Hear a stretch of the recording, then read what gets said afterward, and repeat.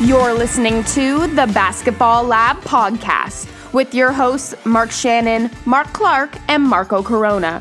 They'll discuss all the top news and stories from around the basketball world while giving their opinion and insight. Now, here are your hosts. Welcome back to another episode of the Basketball Lab podcast. I'm your host, Mark Shannon, and I'm joined by my co-host, Marco Corona. What up? You know, we didn't talk about this pregame here, but you know, I'm starting to see a light at the end of the tunnel in terms of sports and COVID and everything like that. You know, New York, MSG, they're allowing fans and stuff like that. I know Boston just announced today that they're moving into a newer stage of reopening, and they're going to be allowing fans to watch Celtic games. So at the end of the day, you know, maybe not here in Canada. That's okay. Because it looks like it's not going to happen here until at least October next year. But you're starting to see a light at the end of the tunnel that fans are going to be allowed back in sports. Yeah. You're going to start seeing the fans there. You're going to start seeing that electric atmosphere in terms of that. Yeah, maybe it's only a 12% capacity, right? But there's fans. There's something there. There's other things to look at. You know, at the end of the day, like I don't think I know we're doing a basketball podcast, but I don't think I've watched a hockey game all season because I can't. I just can't.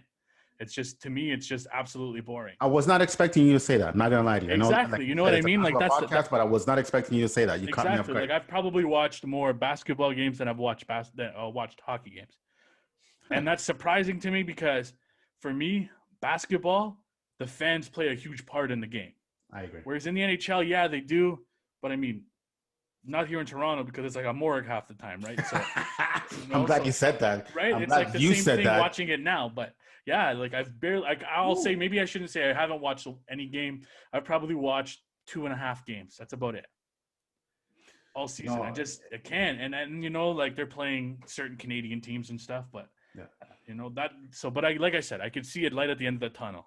And I'm glad you said that because, and we'll get into other topics in a second, but I'm glad you said that because I feel like, and you know, I know Clark is on load management still, and hopefully he can come back soon. But it's a sabbatical. No, he's taking like sabbatical? a Kyrie, right? It's Kyrie sabbatical. I think he's in Africa, isn't he? He's right. Like Dave Chappelle. He took his money and I don't know, man.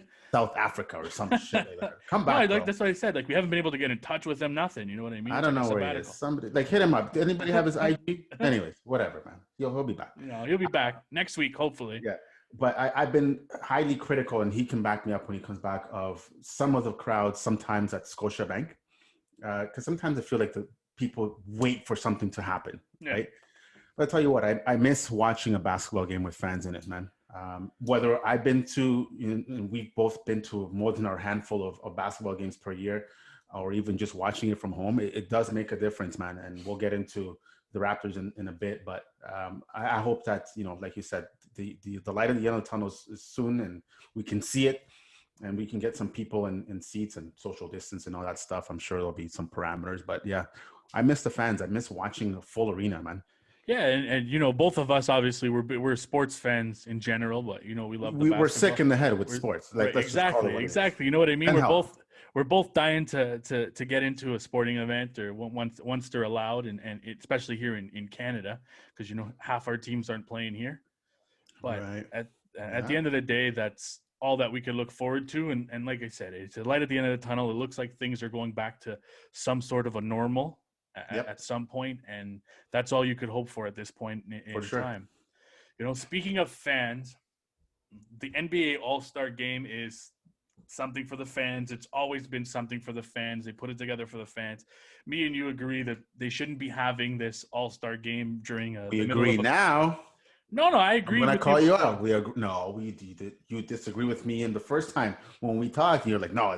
The first time, yes, in our group chat at first, yes. But off the record. Yeah, exactly. It's off the record, you know. But last week when we talked on the podcast, after more thinking and the more time I thought about it, like for what? Like, what difference does it make? And we said it. Money makes the world go around, and that's why they're hosting this. You know what I mean? And they're gonna have fans there. Whether it's only, I think it's only 25% capacity. That's going to be including players, staff, families, and then some sort of fans there. But at the end of the day, like, why even have the All-Star game? I don't like it. You know where I stand with that. I'm not even going to repeat it because I've talked with it ad nauseum. But yeah, exactly. And then you go, okay, so you know what? And then they released the All-Star reserves the other day, and we've been waiting for that. We know who the All-Star teams are, right? We know who the starters are, I should say. Sorry. Yeah. KD and LeBron as the captains right now. We could have set that blind, right? We could have just put him in like 2 years ago, and that's it. Exactly. But obvious. They released the All-Star reserves, and we've been waiting for that. See who got snubbed. See who got this. And, I mean, there was some snubs. Was it as clear-cut this year with snubs as it was in previous years? Because I think the talent level has just risen in both the Eastern Conference and Western Conference. Good point. But, I mean, I think there is some leeway in terms of players that should have been there and should have not been there. So I'd like to hear your take on some of this. I know you have some big takes on this one. Well, I think that our takes are going to be sort of kind of the same, but to me, and I've been pumping this guy from day one, and it's not the guy that you think I'm going to go with. I'll get to that in 1 second. And I was actually annoyed at the fact that my guy Sabonis was not there. I don't know what he has to do. And I saw a stat the other day that he's the first guy to go 20-10 and something and not be named to an All-Star game. I apologize. I forget the last stat.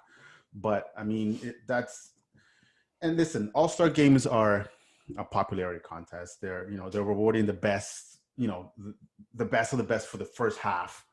But I don't understand what this kid has to do to get recognition. He's clearly been the best guy on his team, and it doesn't make any sense.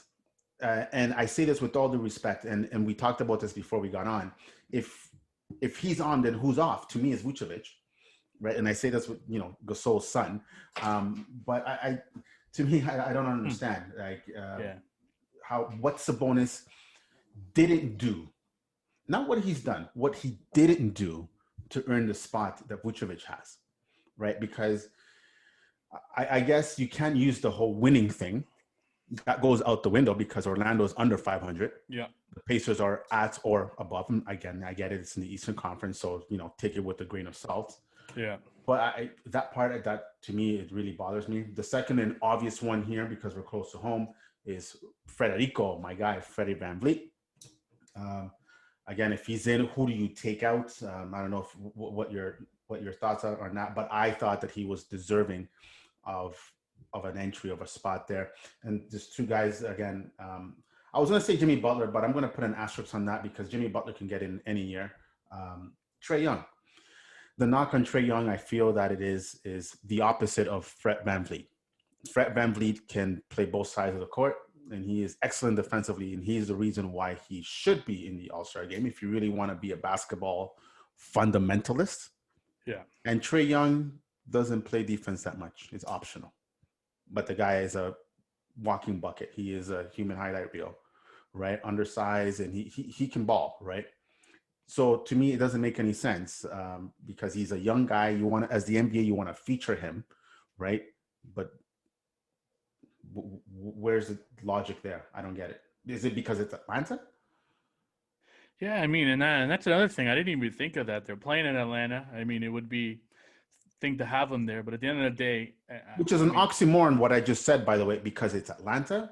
Because you would figure, shouldn't he be there because it's Atlanta? No, I right? agree. And the funny part is about that argument is if he gets in, then the argument becomes he's only there because it's Atlanta. In Atlanta, and that's the thing. Like, I mean, I love Trey Young. I love what he brings to the floor offensively, because defensively he brings nothing to the floor in a sense. He doesn't play defense. Up. He just, right? He just yeah, exactly. He just says, "Here you go, part the Red Sea, go to the basket." But at the end of the day, who do you take out of the guard position? That's my thing. You got James Harden, Jaylen Brown, Zach LaVine. All three of those guys, I think, are better players all round. Well, other than James Harden, because he doesn't play defense, but we're talking about James Harden here. He's one of the best scorers in the NBA when he's playing. So you're not taking him off the team. Jaylen Brown's having probably one of the best seasons I've seen of a player that's taken a leap in a long time. That's already gone from, he was a great player last season, and he's taken that leap up to that sort of superstar, just below superstar level for me.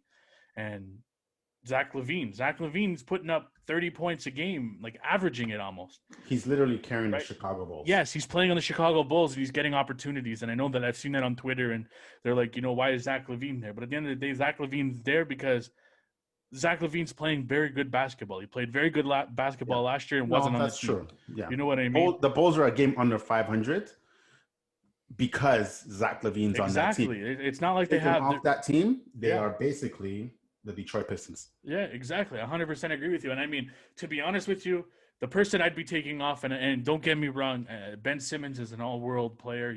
When he's playing, he just doesn't shoot the three ball, and that's going to be his knock for his whole career is that he doesn't shoot the three ball, and he never will because you can't teach an old dog new tricks. So he's not going to do it. But he doesn't deserve to be on this team over Domantas Sabonis, in my opinion. He doesn't. At the end of the day, he doesn't. Domantas Sabonis was an all-star last season. He's having a better season this year. You know what I mean?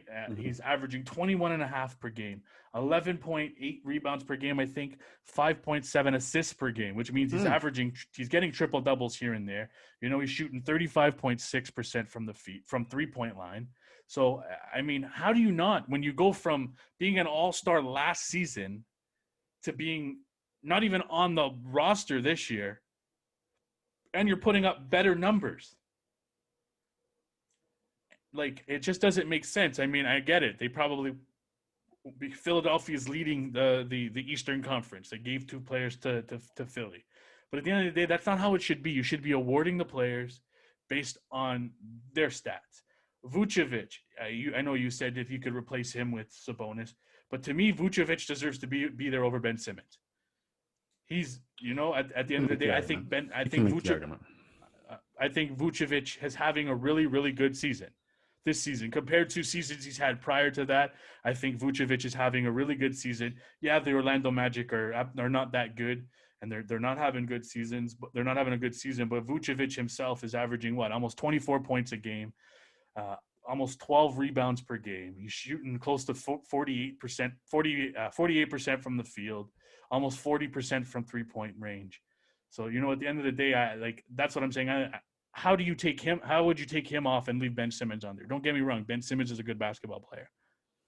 And I don't think there's any knock. And both of us can't really stand him. I mean, I can't stand him because he plays for Philly and we're Raptor fans.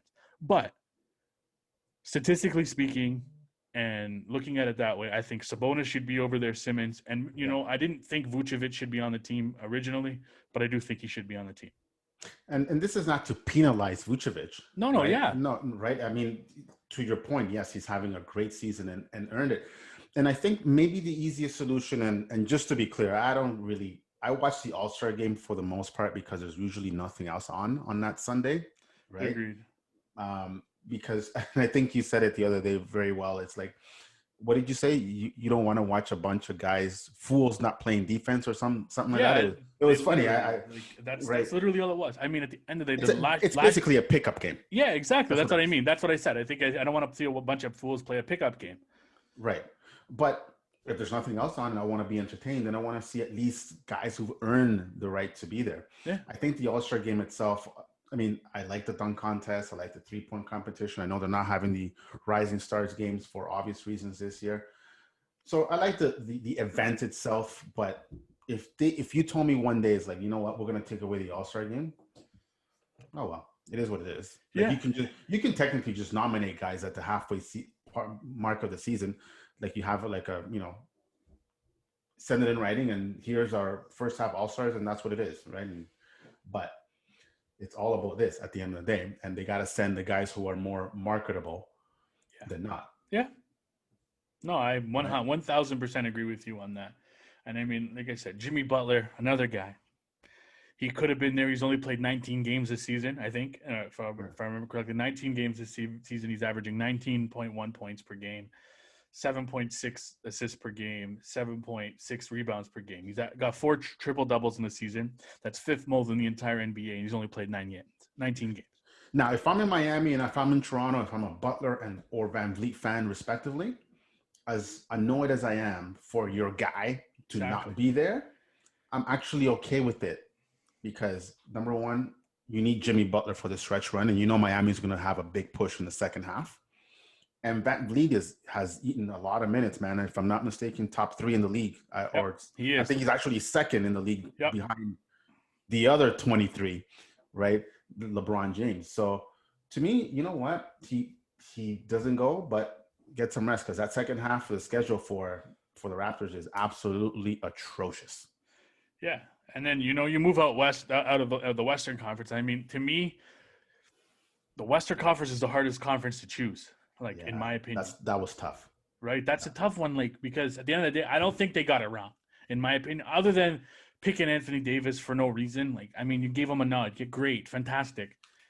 He's hurt. Why? What's the use of even putting him on the roster? What's the use of giving him a nod when you know he's not even going to play? Because what was it? I think yesterday they replaced him the day after they announced it. Yeah. What was the use? You might as well have just said, Devin Booker, you get your selection. I feel like we're almost on first take because we're going to debate about this for one bit. So I'm going to actually make the case of why I think you're wrong. And I think the problem is not so much, I think the problem is actually the system. Right. And I think actually, I'm not going to debate against you. Sorry. Let me take that back because I don't think that you're saying that Anthony Davis doesn't deserve to be there. No, not at all. Anthony Davis deserves to be there. I think the problem is that what you have is that Anthony Davis was injured by the time everything was all said and done. The problem is that the system's already set. So you can't go back and basically take him out of the equation. Right. So basically it's okay, we're going to vote you in, even though we clearly know you're not going to play. And then we're just going to replace you anyway. Right. Yeah. So, and the votes are already tallied and this, that, and the other. So it's almost like you can't backdate. Little Sunwing joke. You can't, go back and change that. You could only basically wait until the end result and then replace it, which is kind of weird. But that's my thing. And I mean, at the end of the day, Devin Booker's going to the All-Star game, but this is the second year in a row that he's an injury replacement. He's not been selected to an All-Star game. Yes, he's technically been selected to an All-Star game, but he's not actually been selected to the All-Star game. He's not been the player that was announced to go to the All-Star game. And that's the opposite side of the equation, because at the end of the day, whether he's a starter or a reserve, Devin Booker should have been there, period, from the get-go. Exactly. And here's what I would do. I would elevate a guy who's on the reserve to the starter, right? So let's just, for example, let's play devil's advocate. So Anthony Davis is hurt, right? He's out. He's clearly not playing. You get a reserve to be the starter.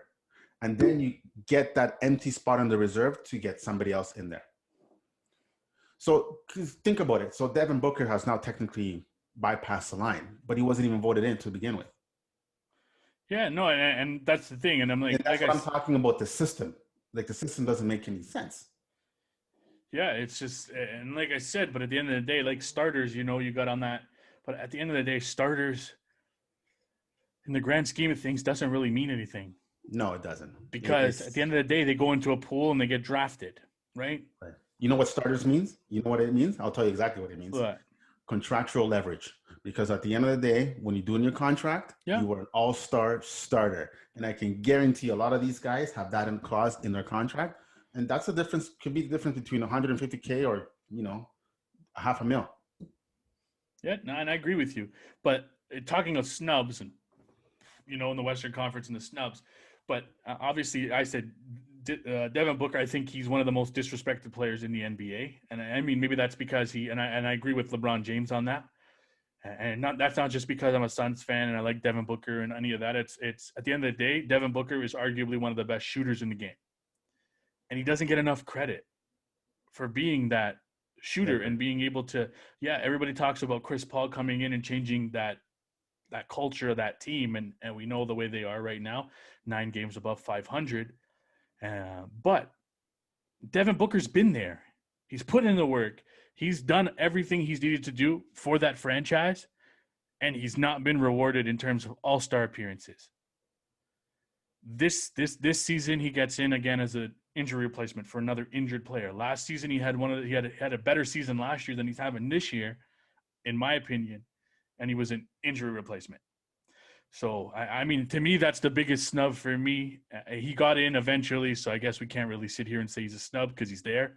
But, I mean, the other snub for me were Mike Conley, DeMar DeRozan, Christian Wood maybe a little bit there, and Shai Gilgeous-Alexander. But at the end of the day, I would go if I'm going in order. Sorry to interrupt. I would go Alexander, Wood, Conley, in that order, or you can flip flop with DeRozan.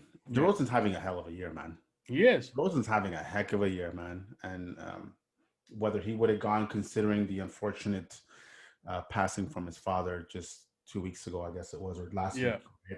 Who knows? But nonetheless, which is really sad, by the way. But yeah, I mean, again, did DeRozan get penalized because he's in San Antonio? I don't know. Like I said to you earlier before we got onto this thing, but who do you take off from that roster? But that's the problem. The West is heavy. The West is heavy. It's stacked. Like you got Dame Lillard. You're not going to take out Dame. You have Damian Lillard. He was one. You have now I have to pull it up here just to make sure I know. You have Rudy Gobert. You have Donovan Mitchell, Zion Williamson, Paul George, Chris Paul, and then you had Anthony Davis, right, as the ones that were selected. But who the hell do you take off? I mean, Paul George. I know we've all had our riffs against him. Sometimes we don't like him, but at the end of the day, he's having a really good season this year. Yeah, he is, I guess. You can't knock him for that. He's having a really good season this year. To me, Zion and Brandon Ingram could have been interchangeable in terms of being on that team because both of them are having equally as good seasons. Donovan Mitchell and Rudy Gobert, they're on the best team in the NBA right now, the Utah Jazz. You can't not put them on the team. Right. Are you going to have 3 Utah Jazz players on the team? No, you're not going to do it. There's not that many spots. It just doesn't make sense. So that's why Mike Conley doesn't get there, in my opinion.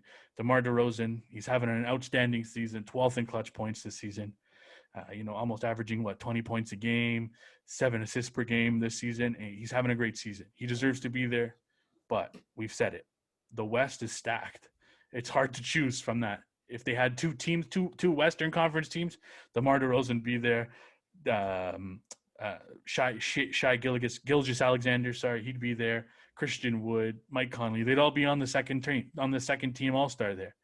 But there's only one team, one Western Conference team. I think the solution, and again, it's, because I'm sure it has to come to a vote and all that BS that these guys do, is add 2 more spots. There you go.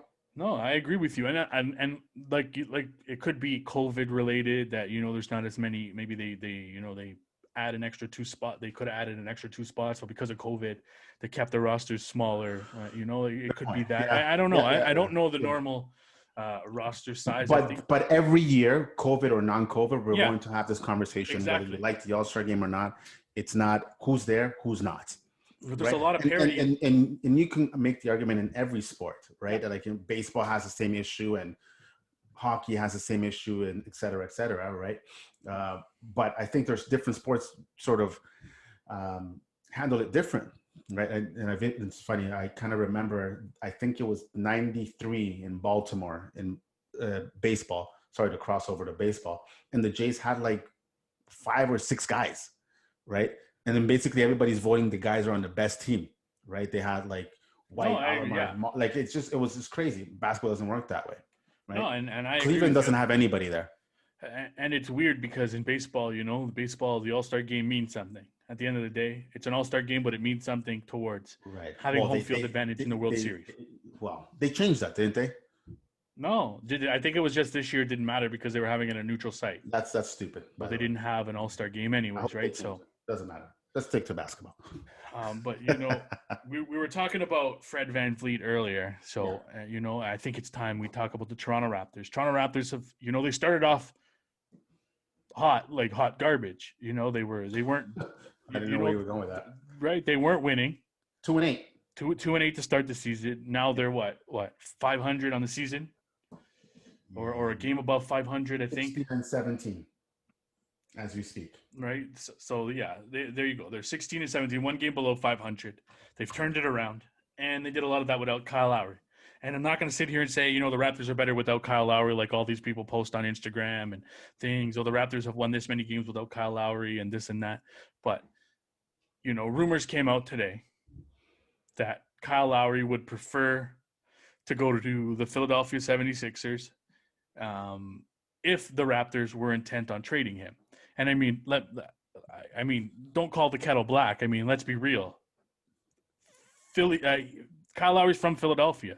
Why the hell wouldn't he want to go? Why wouldn't he want to go there? That's where he's from. So, yeah, I don't think that's really stated. I'm not stating the obvious at the end of the day. But does Kyle Lowry actually want to leave? That's the major question. At the end of the day, that's the major question.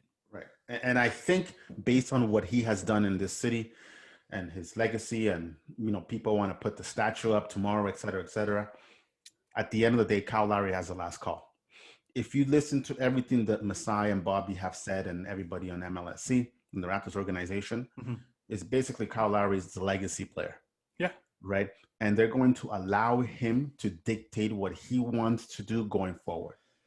Right. So from what I understand, unless Lowry goes to Masai and Bobby and says, listen, we've gone as far as we can go. I want a chance to go home and end my career there. Yeah. That's when it happens. Yeah. At the same time, I'm not going to toot my horn, but I am. I said this week in and week out when we recorded this podcast.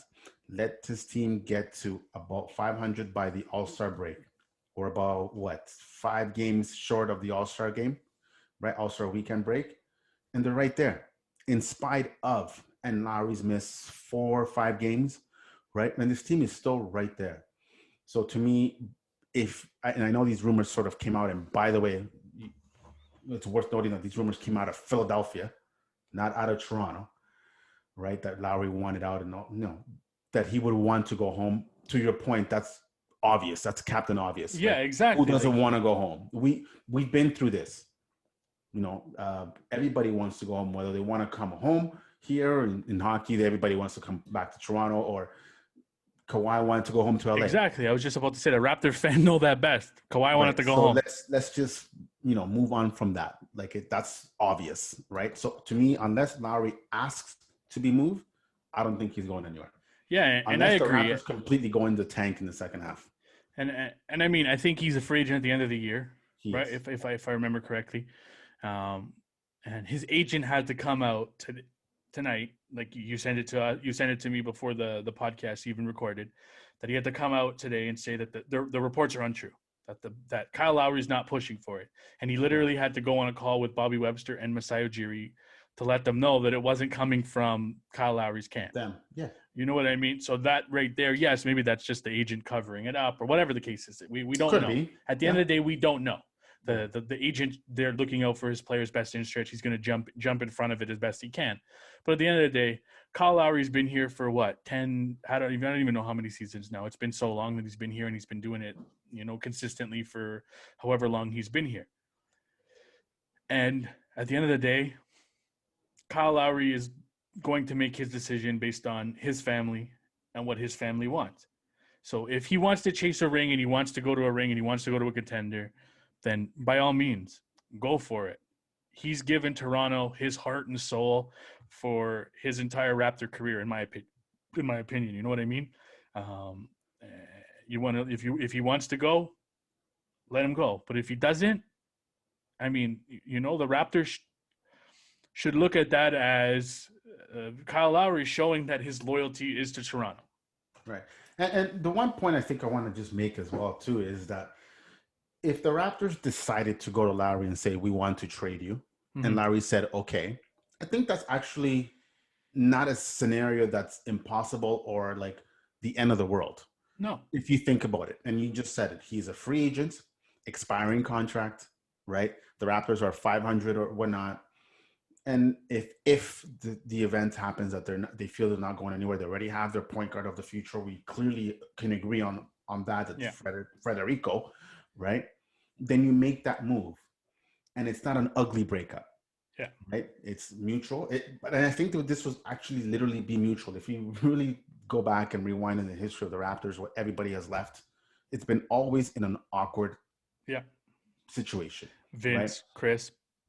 Right. You know? Vince, Chris, T-Mac, right? Yeah. You can sort of Kawhi, maybe not. I don't know. But we know what we're going to get with Kawhi, right? And Antonio Davis, like DeMar DeRozan. DeMar DeRozan got flipped, right? So, but this is really, if there's ever a time that you say as an organization I think it's time for us to sort of go, and the other camp says, okay, I don't think anybody should be upset about it. No. Like emotionally upset about it, yeah, that you're losing one of the legacy players in this franchise's history, by the way, absolutely. Let's not forget, and I'm guilty of this, everybody wanted to run out of town 4 years ago. Yeah. Let's not forget that, right? Yeah. Then you do it. So, but until he says so, then I think he's not going anywhere. Yeah, and I mean, at the end of the day, I guess, and you said it, and we've talked about it before on the podcast, that it all comes down to the Raptors' record at the trade deadline, right? The trade deadline's March 25th, if I remember correctly. Correct. Yep. So it's only just a month away. Literally 4 weeks from today. 4 weeks from today. Wow. And at the end of the day, it's going to come down to what their record is at that point. If they've gone into the tank a little bit and they fall out of the playoff spots like the Boston Celtics has, right? What a shame. Then you may see Kyle Lowry be asked that question. But at the end of the day, you might not see that question being asked because Masai Ujiri knows what Masai and Bobby know what Kyle Lowry brings to this team, right? And the leadership he brings to this team. And at the end of the day, at the end of the day, if anybody could help the Raptors get out of any sort of funk or anything like that, it's Kyle Lowry. And I was just going to add before I interrupted you. Sorry about that. I was just going to say is everybody is sort of bunched up in the East, so really nobody's out of it. We're not talking about the Raptors being 10-21 or some nonsense like that. Yeah, like you're talking about between 1, 2, and 3. That's pretty much it. Well, Philadelphia, Milwaukee, and Brooklyn. Right? They're going to interchange. I feel like they're going to interchange between now and the end of the season.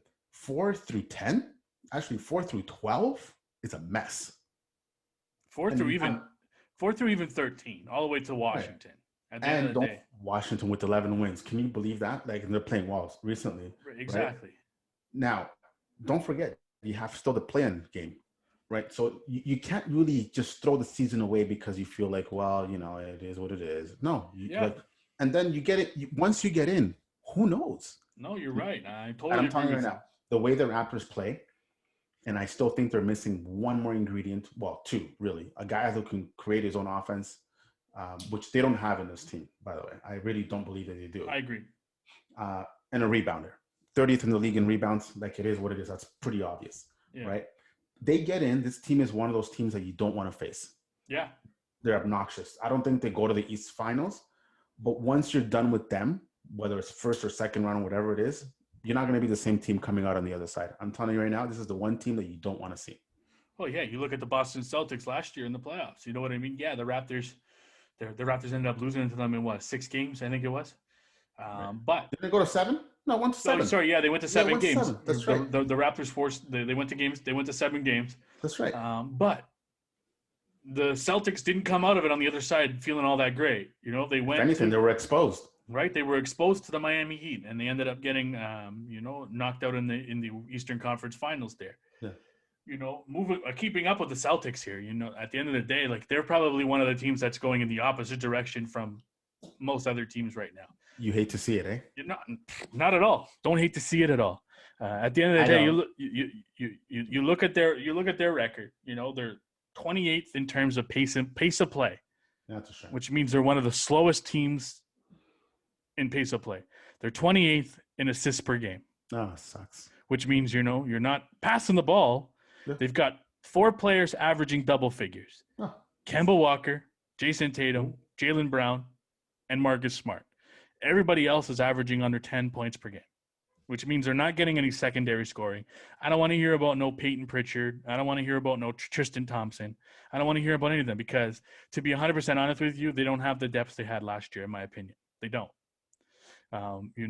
They've lost 9 of their last 14 games. They've lost 3 in a row, and 3 and 7 in their last 10 games. And right now they're sitting 10th in the Eastern Conference outside of a playoff spot. But my question is, are they in trouble? I mean, it's still early on in the season. It's only the first half of the NBA schedule, so to speak. But are they in trouble? I'm trying not to laugh because I'm enjoying this way too much, and which means they're probably gonna rip 10 in a row and win. But screw them. I don't care. I'm gonna be completely biased. Screw them, and you get what you deserve because this team is good enough to be in the Eastern Conference Finals. And in my opinion, they were good enough to be in the Eastern Conference Finals last year, but they didn't do enough to get to that next level, right? I don't know what Danny Ainge is holding on to draft picks for. I really don't. It's not like this team is on a rebuilding. They rebuilt before this. They collected all the picks to get to this point. Now you have capital and you're not using it. What is the problem here? See, and my thing is why aren't they using it? But I mean, at the end of the day, are the Boston Celtics really on the cusp of an NBA championship? No, they're not. No, they're not. If you want me to be straight up honest, I agree. Without any sense of bias, no, they're not. They're a really good team. They're very solid. They have in my opinion, a superstar in the works in Tatum, and they have great pieces around. Marcus Smart, whether you like him or not for his antics or not, he's a really good player. Yep. Right. He plays his role. That's a prototypical Boston guy. Yeah. Right. Absolutely. And I think, going back and I can't get this out of my head. Rozier. Getting rid of Rozier, man. Until you brought it up 3 weeks ago, I did not really appreciate how much value this guy had in that team. And I think we also said it 2 weeks ago, whatever it was, that he is literally also a prototypical Boston player. Yeah. They're missing that dog mentality. And I don't know if they're missing Marcus Smart. I don't know what the record relevancy is between the time he left and this nosedive that they've done. But they're missing. And they're missing something. And Kemba Walker has not, let's face it, your return on investment on Kemba Walker has not turned out. Agreed. Whether it's injury or otherwise, it's not there. You talk about the Raptors missing a five. There's no inside presence in Boston, right? Everything has to go through Brown or Tatum. You take one of them out, well, good luck with that, right? And again, there's no disrespect because you're talking about two all-stars here, right? So I'm not trying to throw shade at them, but there's something there that's missing, and they don't have that finishing mentality. We talked about Drummond a few weeks ago, how he's available. And what was the first thing I said? If I'm Danny Ainge, I make the call now. Just do it. You put Drummond in the middle there with all those guys. That's a difference maker, in my opinion. What does that mean? Does that mean that they beat Brooklyn? Probably not. No. But my goodness, at least you're 2 games under 500. This team was picked to be at least at the Eastern Conference Finals in the beginning of the season by all the so-called experts. Agreed. While the Raptors were 2-8, and now the Boston Celtics are in 10th place. Yep. 2 games under 500. Yep. So is it personnel? Is it up top with the decision making as far as roster construction, or is it coaching? Because correct me if I'm wrong, and I know you want to jump in here. Brad Stevens was supposed to be this boy wonder, right? And what did Matt Devlin say 2 years ago? Nick Nurse is what everybody thought Brad Stevens should be. Agreed. 1,000%. I mean, and that's the question I wanted to bring up next. I mean, at the end of the day, are those two on the hot seat, Danny Ainge and Brad Stevens? But I mean, I don't think it's a hot seat. I think it's sweltering right now. I mean, there's no questioning that. They haven't been able to get it done. Right. They haven't been able to get it done. They've had the same team, the same kind of players, and they haven't been able to get it done. Right. They've built this team to supposedly win NBA championships, and they don't. Right. And there comes a point in time where Boston has to look at this and say, okay, you know what? We're not getting it done. We need to do change of leadership. And it's usually the manager and the coach that get the axe before the players get the axe. Right. Right at the end of the day. And like I said, I think they're on the hot seat. I think they've got to turn it around in the second half, and they damn sure can. I mean, there's still a ton of games left in the second half of the season, right? We're only in the middle of March, end of February, beginning of March here. So there's tons of time left. for them to turn it around. But will they? That's the question. Will they be able to turn it around? If you're not getting any secondary scoring behind Tatum, Brown, Smart, and even Kemba Walker when he's healthy, you're not going to be able to win games. You're not going to be able to win games. Like they lost the other night to Luka Doncic and the Dallas Mavericks on a game winner by Luka Doncic. But Tatum had 28 points. Brown had 29. Jason Tatum was 10 for 23 from the field, 3 for 10 from 3-point line. Jaylen Brown was 12 for 20, 2 from 8 from the 3-point line. So you're talking about 43 shots they took between the two of them, and they hit 22. And the rest of the team was nobody else. Kemba Walker had 21, 4 and 3. So, I mean, he wasn't but he took 11 threes, 11 right. 3-point. Right. Right? At the end of the day, they have to take a lot of threes to get back in that game. Right. You can't rely on – that's not going to get it done in the playoffs. We saw it get done in the playoffs against the Raptors. Right. We talked about this last year. The 3-point shot killed the Raptors in that series. Yeah. They allowed them to shoot the three. They allowed them wide open threes. This year, the Celtics aren't hitting those threes right now during this month of February. They're not hitting those threes at good consistency like they were early on in the season, so to speak, and in the playoffs last year. And do they get that back in the second half of the season? Jaylen Brown's going to the All-Star game. Jason Tatum's going to the All-Star game. So they're not getting that break like Fred Van Vleet. Right. All those guys are getting that aren't going to the All-Star game. They're not getting that 5-day break. So I just don't know. Listen, if I'm a Celtics fan, I'm worried, man. And I know that it's a lot of basketball left, but they've regressed, right? It's not like they started off cold and now they sort of gone up to here to be 2 games under. Yeah. This team was top of, they should have been. This is a top-notch team. They were ranked in the top 5 in the preseason rankings and all that stuff. And they have, if you saw the second half of the schedule, they have the most games on TNT. So, the NBA and the networks think highly of the Boston Celtics. But guess what?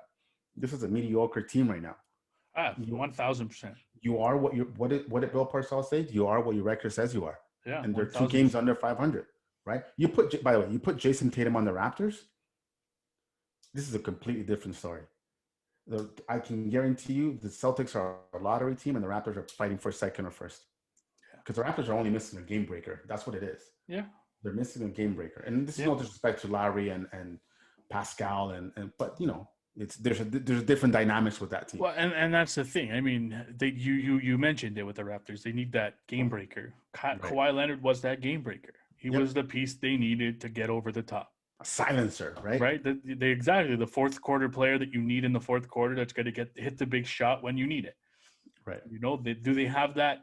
Yeah, maybe from game to game they have that, but they don't have the consistency that they need. Right. Well, they don't have that guy when they go into droughts, and that's the Raptors' Achilles, right? They go into droughts so they can hit 2 or 3 shots in a row. It's like, okay, we're cool, guys. I got this. Right. Yeah. And you talk about, the Celtics are going down, but there's some teams that are, making their way up in those standings that started off like the Raptors, hot garbage, and have turned it around. The Dallas Mavericks are one of those teams. The Miami Heat are one of those teams. The Charlotte Hornets are another team that have played above my expectations coming into the season. I thought obviously they drafted LaMelo Ball, they picked up Gordon Hayward, but I mean I wasn't expecting them to be as good as they are, or as consistent as they are, I should say. But right. I mean, I don't know what your take on it is, but I mean, some of these teams are starting to turn it around. Like you look at the Mavericks, Doncic is turning it around without KP. Right. You know what? To me, I'm going to focus on 2 teams here. First of all, the Charlotte Hornets, who got a lot of heat. They got a lot of heat for giving Hayward a lot of that fucking cheddar, right? And let's face it, he's been, outside of Ball, he's been their best player, and I think he stabilized that team. Now, they're a 500 team. They're not exactly, nobody's calling them to go to the East Finals. Yeah. But they've done enough to be taken a little bit more serious now, and they're no longer a walking mat in the Eastern Conference. Yep. And on the other side of the conference, and the other side in the West, like you said, to me, the Dallas Mavericks, underwhelming in the first half of the season a little bit. In the first, 20 games or whatever it was, really mediocre. basically it was Luka Doncic and just a bunch of other guys. And I think they finally got it together. They're right at 500 as we record this today. I expected them to be a lot better. I think I had him as maybe the 5th or 6th seed. I don't remember what my preseason rankings were. And again, that's saying a lot for the Western Conference, right? If Dallas was in the East, and I hate to be that guy, if they were in the East or the West, if Dallas was in the East, you're talking about maybe 5th seed, right? So right now they're in the 10th. So on the outside looking in, I think if they can get in a run, I think they'll get in. I think they'll get in. But yeah, to me, the two teams that I'm surprised for different reasons is the Charlotte Hornets and the Dallas Mavericks. Yeah. No, I mean, I agree with you for sure. Definitely on that. I mean, Jimmy Butler and the Miami Heat, they're another team that's come the opposite way. They started out bad to start the season. Jimmy Butler was hurt for a lot of games. In fairness, they had the COVID and a lot of injuries and stuff like that. So that's and they've turned it around. You know, they're in the 8th spot right now. Yeah. I think 2 games below 500 right now at this point in time. But like I said, they've turned it around in terms of going the other way. And then Dallas, Dallas has gone the complete opposite to what they started, and they've started to turn around. Yeah, they got smoked tonight by the Philadelphia 76ers, but I mean, you can't win them all, right? You can't win every game, and eventually you're going to lose one here or there. So as long as they could keep their record as thing, I think they'll be able to get back into that playoff race, and into maybe a top 6 seed. Let me ask you something. Speaking of Dallas, and I know that they've said they're not going to do it. Would you consider trading Berzinkis? Would I consider? Absolutely. Why wouldn't I consider it? I think that you can get a nice return for him. I think you could, but at the end of the day, he's very injury prone. Right, but I mean, what are you holding on to him for? For hope? No, but I'm saying in terms of other teams taking him. Oh no, I understand it, but there's somebody always out there who's like, yeah, we can get him healthy. Do the Knicks want him back? Wow. Stop this. No, but yeah, like I mean, there was somebody that put out a report about the Raptors being interested in him. I mean, in what? Berzinkis? Yeah. Stop. No, there was a report out there that the Raptors might be interested in him. But I mean, for what? I mean, he's, like I said, he's an injured center, but it's not like he rebounds the ball that great either. Nah. He's a stretch 5 who can stretch the floor. You know what I mean? He's not a guy that's going to get rebounds like Jared Allen or Dominic Tice or Andre Drummond. You know what I mean? Or Rudy Gobert. He's a 3-point shooter in a sense. That's a lot of cheddar. That's a lot of cheddar I don't know. No, I agree 1,000%. Unless Alex McKechnie is going to spray some, sprinkle dust and make all his injuries go away, which I'm sure he could, right? Mm-hmm. Ask Kawhi. Right. Then I don't know. I hadn't heard that one. That's a interesting trade proposal. Right, but the one thing before we move on to something else here, are the Utah Jazz the best team in the NBA right now? Right now, yes. The key word is right now during the regular season. And we debated this before we even started recording, right? Because I was trying to play devil's advocate because I was not on the Utah Jazz earlier in the season. Yeah. Because I think we watch enough basketball and people who watch basketball or sports at all. And when you're talking about top 5 teams in any league, in any sport, their judgment day comes in the playoffs, right? And this is great. And to me, living in Toronto, we've seen this. We've seen Raptor teams roll through the regular season, 60 games, 55 wins, et cetera, and then you get to the playoffs and clunk, right? This is a nice team. They're playing well. They're doing everything right now in the regular season. But this is the regular season. You don't win the Larry O'B in the regular season. No. Right? So right now, to answer your question, yes, they are the best team in the NBA right now in the regular season. But we're going to have this conversation in April, May, and June when it counts, right? Yeah. I honestly, I know there's a lot of guys that are playing way out of their head, and Mitchell's playing great, and Rudy is doing his thing in the bench, and Clarkson and all that stuff. But what happens if one of those guys goes cold? Yeah, I mean they've got a lot of good contributions from everybody on that team in a sense. Kudos to them. They've got Gobert, Bogdanovich, they've got Mitchell, Clarkson, Conley. There's 5 or 6, 7 guys that have been producing at a high rate this season. Yeah. But winning a 7-game series against the Lakers, winning a 7-game series against the Clippers, the Nuggets, a healthy Lakers, a healthy right? Clippers. Exactly. It's going to be tough. It's going to be tough for the Utah Jazz. But I mean, like you said, when the playoffs come, that's when the good teams, the crop rises. The crop rises. So if they're going to win, that's what they're going to have to do. They're going to have to rise to the top when it comes to the playoff time, and they're going to have to be able to win a 7-game series against a couple of those teams if they want to make the NBA Finals. Yeah, it can be just be, we're happy to be here. We're really good in the regular season. It's we got to go for it. And if I'm Utah, I'm trying to make another move for another guy, just to add a little bit more punch. Like I said, I like what they have. They play great defense, offense, but in the NBA, if you really look at the history of the NBA right now in the last 10 years or so, you need at least 2 go guys, 2 go-to-go guys, like to win a championship, right? Yeah. So I don't know, man, because if Spider gets shut down, and I don't know where else they're going to get some scoring from. So we'll see. Yeah, and I mean, moving on to a little bit of different topic. Adam Silver today apologized for his statement that he made back when the Toronto Raptors won their NBA championship that year, 2019. And I mean, I have the quote to read off, and then you can go into what you're going to say. So the quote that Adam Silver made when he went to when he was on, I think it was on a radio show back in 2019, he said, "It's part and parcel of what comes with someone who is living on the edge a bit, and is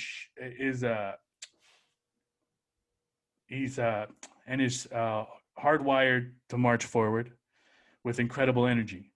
And I think lesson learned for him, without issuing culpability or blame to anyone, as a leader, those are the kind of situations he needs to learn to avoid, right? And today he came out and apologized, basically saying that, those comments were wrong. He should have not made those comments. Obviously, in hindsight, well, yeah, that's obviously the correct answer to give. And I mean, in my retrospect, this is the first time that I've seen Adam Silver put his foot in his mouth. Yep. Right. I mean, at the end, other than the NBA All-Star game having it this year, but I mean, I haven't really seen Adam Silver put a foot wrong until this time. Right. And it's funny that it took so long for anybody to even see that footage. It was really weird. It came out of left field. Yeah. And I don't know who posted it or reported it or whatever the case is. It was this, first of all, give a guy, one of the hardest things to do in life is ask for forgiveness and apologize for something that you've done wrong, right? There's a part of you that doesn't really want to go back and look at it, but kudos to him for having the testicular fortitude to say that he was in the wrong. At the same time, it's kind of messed up that even he thought about that, considering that everything was going on. Because when I hear the words that you said, he lives on the edge, he's hardwired, right? He should have known. What did he say? He should have known better. He said basically as a leader, those are the kind of situation he needs to learn to avoid. Basically, if you really translate that, it's like, well, he's a bit too much. He needs to relax, and you should have known better. Why did you put yourself in that position? Yep. He didn't. He was going out there to celebrate with his team that he helped bring a championship to Canada. And something that every executive or any person for that matter dreams. And he was blamed at that time by the commissioner of the very sport that he works with and for. That basically he said, this was basically on you, Masai. Sorry, like why the hell did you put yourself in that position? Yeah, and we've seen that a lot with a lot of different stories, is they react to the story before hearing the full story. Right. You know what I mean? At the end of the day, Silver should have talked to Masai when it happened, before doing this interview, whatever it was. Mm-hmm. Talk to him and say, "Hey, what happened? What was the issue?" Get the full story get Masai Ujiri's story before making a judgment, before making a statement. Yes, he didn't assign full culpability to Masai Ujiri, but basically he beat around the bush and said that it was Masai Ujiri's fault and he should have tried to avoid the situation. And then today he said that maybe it was the NBA's fault. They should have had somebody from the league office around there to let the cops know who was going to be showing up from certain teams to go on the court. But I mean, hindsight's 2020. This is always said. Yes, that could have been done, but it should have been done from the beginning. It should always be done, because at the end of the day, you never know. Right. You never know how somebody's going to react. And I don't want to name drop because we're not that big deal or whatever, but we got followers, by the way. Follow us. But Leo Rottens himself on TSN said that the difference between him and Masai was that he was a white guy with the suit. Right. So I'm not really, and again, it's all about forgiveness, and I'm cool with moving on and all that stuff and learning, and hopefully something good comes out of this. But at the end of the day, the facts are the facts. Leo was able to walk into the court, and Masai wasn't. Yeah. Leo was able to walk into the court without any question, right? So you can put all the NBA people you want, all the security guards. At the end of the day, this was strictly about a black and white issue, and that's all it was. Yeah. No, I totally agree with you. Totally agree with you on that. I mean, there's no questioning that Masai shouldn't have been. Like I said last week, he shouldn't have had to been, or 2 weeks ago. Yep. He shouldn't have had to been vindicated at all, because at the end of the day, the video should have been put out. Should have been able to see that video, because everybody saw what happened. Everybody knew what happened. Yeah. And everybody tried to protect the cop. It's just bullshit. Just call it what it is. It was racist bullshit. Before we end the podcast, we'll talk a little bit NCAA basketball. March Madness is just around the corner. Yes. I can't wait for some March Madness. Tournaments are coming up. I think weekend, right? I think it's either this weekend or starting next Monday or so. But today we had a big matchup. We had Hunter Dickinson and the Michigan Wolverines, the number 3 ranked Michigan Wolverines, versus the number 9 Iowa with potential player of the year, Luka Garza. Yep. Today, Michigan ended up with the win. Today in the game today, but this could be a game that we see in the Big Ten tournament. It could be the final of a Big Ten tournament. I hope so. Right, you've got 2 really good teams, with, like I said, probably the best college player in the NBA right now, senior Luka Garza. He's averaging 24, almost 25 points a game. Yep. Shooting almost 56% from the field, 45% from 3, 8.5 rebounds per game. I mean, right now he's yeah, exactly. He's absolutely killing it. Today, he had 16 points, 4 rebounds, 3 steals. Yeah. Right? They ended up losing 79-57. They got smoked by Michigan. But at the end of the day, this could be like I said, this could be the Big Ten tournament final preview. Ohio State's still there, which they're the 4th seed right now, so they're still in the mix. But it could be this could be one of the big games come the Big Ten tournament there. Yeah, no, and I'm excited. Listen, I always I get excited around this time of the year because, albeit my Tar Heels are not in it, but neither is Duke, so life is good. But you know what? It's intense, and anybody who follows NCAA, I'm not going to get into too much of the technicality and all that stuff, and people get into the brackets and all that jazz, which obviously we will, because we're going to have to do it. I already sent you the email, so I hope you logged in and did your thing. But listen, there's a lot of, in spite of the weird year this year, and a lot of the teams that we're used to seeing are not there this year. Listen, between Michigan and Iowa and a team that nobody really wants to talk about for whatever reason, Illinois, the Fighting Illini. Guys, I'm telling you right now, there's a lot of good squads out there. There's a lot of good talent out there. And obviously every year there's going to be somebody that comes out of the woodwork. I'm going to jump on the Creighton bandwagon.